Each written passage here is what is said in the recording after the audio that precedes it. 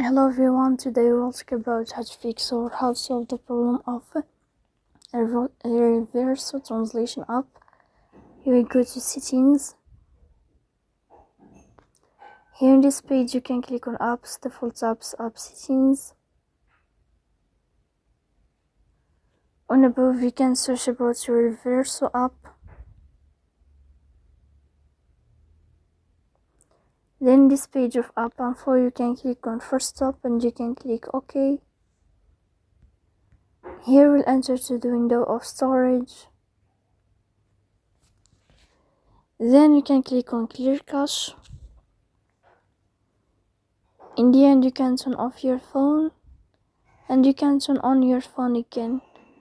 So please don't forget to support us by like and subscribe. See you next time in another video and thank you for your attention.